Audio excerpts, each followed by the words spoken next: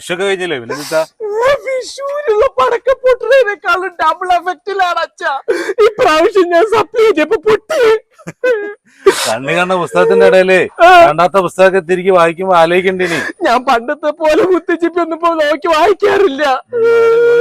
പരീക്ഷ എഴുതുന്ന സമയത്ത് സണ്ണി ലിയോണിയുടെ മുഖം മാത്രമാണ് ഓർമ്മയിൽ വരുന്നത്. സണ്ണി ലിയോണോ? അതാരാ? അതെന്റെ ടീച്ചറാണ് അച്ഛാ. എന്റെ കുണുവാവ കരയാണ്ടിരിക്കും. കുണുവാവക്ക് കരയാതിരിക്കാൻ പറ്റുന്നില്ല അച്ഛാ. 5-8 കൊല്ലായില്ലേ സപ്ലൈ ചെയ്താ തുടങ്ങിയിട്ട്. തൃശ്ശൂർ പൂരത്തിന് പോലും ഉമ്മാതി പൊട്ട് ഞാൻ കേട്ടിട്ട്. അച്ഛാ ഒരു കാര്യം ചെയ്യ്, ഈ ഒരു ബിസിനസ് തുടങ്ങി. അച്ഛൻ പൈസ തരടാ. അച്ഛാ അതിനെനിക്ക് കണക്ക് കൂട്ടാൻ അറിയില്ലല്ലോ. കണക്ക് കൂട്ടാൻ നമുക്ക് കാൽക്കുലേറ്റർ വാങ്ങിയാ പോരെ? എനിക്ക് കാൽക്കുലേറ്ററിൽ കണക്ക് കൂട്ടുന്ന ഇഷ്ടമല്ല. അപ്പൊ കാലാകാലം സപ്ലൈ ചെയ്ത് നടക്കാനാണോ എന്റെ പ്ലാന്? അച്ഛാ പിന്നെ ബിസിനസ് തുടങ്ങുന്നതിന് മുമ്പ് എനിക്ക് വേറൊരു പ്ലാൻ ഉണ്ട്. എന്താ കുങ്കുണുവേ?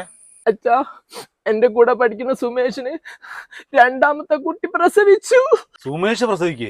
അതല്ല, സുമേഷിന്റെ ഭാര്യ പ്രസവിച്ചു. അങ്ങാടി കൂടെ വരുന്ന സമയത്ത് ബ്രോക്കർ രാമേട്ടൻ കണ്ടു. ഓ അങ്ങനെ. ബാക്കി പറ. എനിക്ക് പറ്റിയ നല്ലൊരു പെൺകുട്ടി ഉണ്ട് രാമേട്ടന്റെ കെയർ ഓഫില്. അയിന് അച്ഛനോട് പറഞ്ഞിട്ട് കെട്ടിച്ചേരാൻ പറഞ്ഞു. അച്ഛൻ കെട്ടിച്ചേരുവോ? കല്യാണം കഴിക്കാൻ നിനക്ക് നല്ല പണി എന്തെങ്കിലും ഉണ്ടോടാ? കല്യാണം കഴിഞ്ഞാൽ അതെനിക്കൊരു പണിയാവുമല്ലോ അച്ഛാ.